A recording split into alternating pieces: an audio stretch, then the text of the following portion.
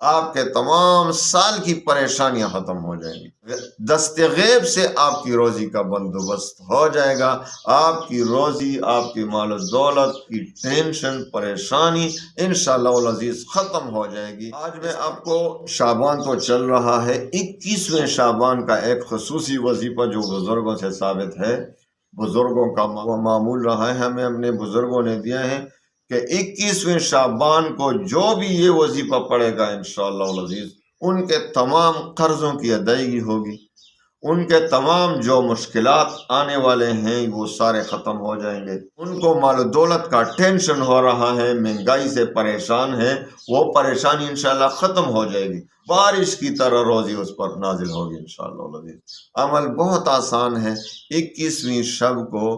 شعبان کی 21ویں شب کو، یعنی 20 شعبان جب گزر جائے رات کو 21واں شعبان ہوتا ہے، تو 21ویں شب کو آپ نے یہ وظیفہ پڑھنا ہے۔ رات کو تہجد کے لیے اٹھیں، 2 رکعت نفل پڑھیں، یعنی نفل تو زیادہ پڑھنا ہے کہ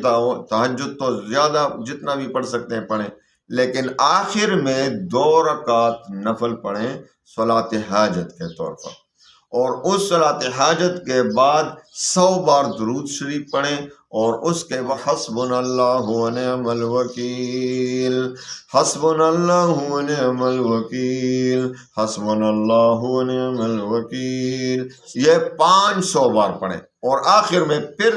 100 بار درود شریف پڑھیں، اور پھر دعائیں مانگیں۔ انشاءاللہ العزیز آپ جس مقصد کے لیے بھی پڑھیں گے انشاءاللہ وہ قبول ہو جائے گا، آپ کے تمام سال کی پریشانیاں ختم ہو جائیں گی،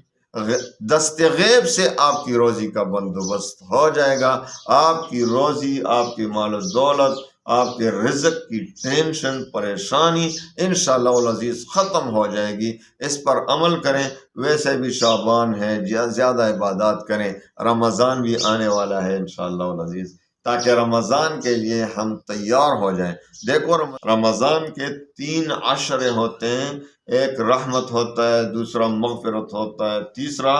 جہنم سے آزادی، عتق من النار۔ تو یہ رحمت ان کے لیے ہوتا ہے جو پہلے ہی رمضان سے، پہلے ہی روزے سے صحیح روزے رکھتا ہے، اللہ تعالیٰ سے گناہوں کی معافی طلب کرتے ہیں، اور اسی طریقے سے صحیح عبادات کرتے ہیں شروع سے، تو ان کے لیے رحمت بن جاتا ہے۔ تو ہم کوشش کریں ہمارے لیے پہلا ہی روزہ رحمت ہی رحمت ہو انشاءاللہ العزیز، تو اس پر عمل کریں انشاءاللہ۔ اللہ تعالیٰ تمام مسلمانوں کی پریشانیوں کو دور فرمائے، اللہ تعالیٰ سب کو خوشیاں نصیب فرمائے، اللہ تعالیٰ آپ کے غموم و ہموم کو دور فرما کر خوشیاں نصیب فرمائے۔ وآخر دعوانا ان الحمد